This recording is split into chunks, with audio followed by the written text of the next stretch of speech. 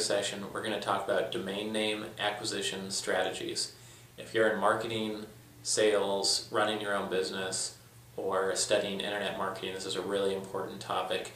And it's an area where everybody, including myself, when you're new to it, it's really easy to make a lot of mistakes and waste a lot of money. For example, I have one friend who, on a certain day, bought over 400 domain names, but because of the low quality extension of the domain names and the fact that he could never develop that many websites, ended up wasting most of his money in that area.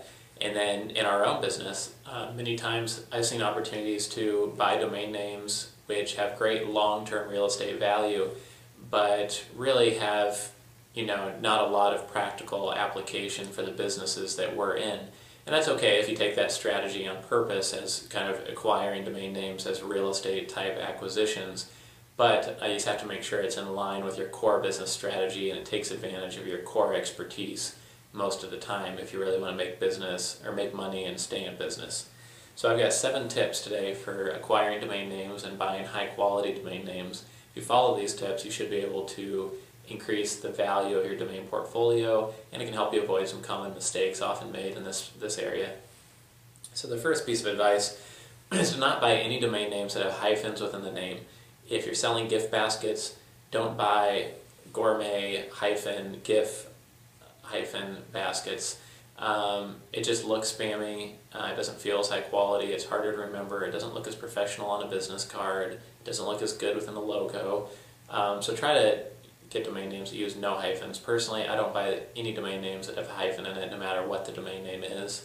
It's always worth paying a premium or going with an alternative, in my opinion. If you have to use a hyphen, I would say not use it more than once, and not have more than 5% of all your domain names use hyphens. Second tip is to keyword optimize or benefit keyword optimize your domain name.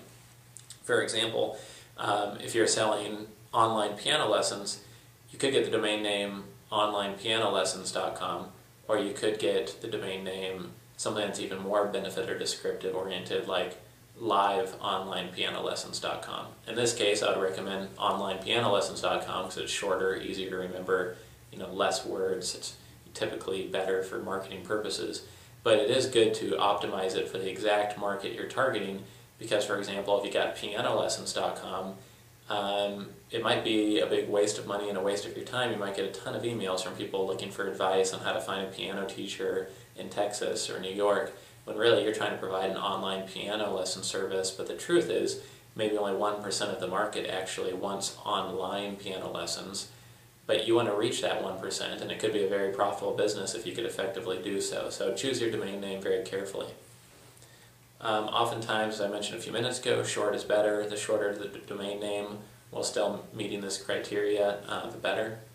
The next tip is to spend $1,000 to $3,000 at the most on any domain name, unless it's 2 things: a category killer domain name that just lets you own or dominate a niche, and is a domain name within an area that's connected to something your company or you have already done. If you're a business consultant and you're maybe an environmental business consultant, and you can get environmentalbusinessconsulting.com for $8,000 or $10,000, maybe, possibly, it's worth it if you think you can take advantage of that, and there's a lot of searches for that type of service.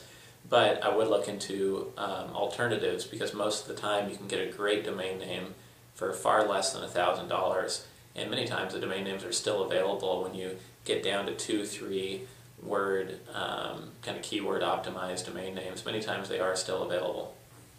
The next tip is, when you're looking out there at buying websites or buying a domain name, if it sounds too good to be true, it probably is. And what I mean by that is, if you go through a websites for sale website, be very careful about statistics on how much money someone's made, or what's gone into the background of the website or the programming of the database. A lot of that stuff is not worth a lot when you're buying it from someone else, and it's hard to keep it up the same way they have. So really be careful. If it sounds too good to be true, it typically is. Also, if you're doing a bunch of domain searches and looking to buy a domain, and a domain name that you thought would never be available, or that would normally cost $100,000 is available, make sure that if it looks way too inexpensive than it should be, make sure you didn't make a misspelling. personally in our company, we've searched for well over 10,000 domain names for sale in the past, and probably on 20 different occasions I thought that I had found a great domain name that was available, and it turns out I'd left out an L or left out a T, or put an L instead of an I. So make sure that you haven't made a spelling mistake when looking at domain names, and make sure a domain that you're buying isn't a misspelled word that someone's trying to trick you into buying. Another tip is to use the GoDaddy bulk registration tool. When you go to GoDaddy.com, you go to domains and then bulk registration. You can type up to 500 domains in there at one time, see which ones are available, and it lets you quickly scan through the options that could work for your business, and just saves you a ton of time instead of submitting them one by one by one. The last tip here is that I would recommend only buying .com websites. If you have to and there's no other option, potentially get .org. For example, if you're offering environmental business training, and environmentalbusinesstraining.com is available, but no one's even using it, and it doesn't look like anybody's going to, maybe it's smart to get environmentalbusinesstraining.org and present yourself as an organization that provides that type of training product. But most of the time I would say only go with .com, don't use .info, .net, .biz, .us. All those other ones are hard to remember, they don't look as professional, and in my experience they don't rank as well in the search engines as well. So the key takeaway here, I think, more than anything else, is to focus on the 2 to 3 word benefit of your service, the focus of your service, and make sure that's embedded within the domain name you buy for your business. And I hope that all of these tips help you buy domain names more efficiently and effectively, and thank you for your time. Again, this is businesstraining.com, where we double your qualifications and boost your compensation.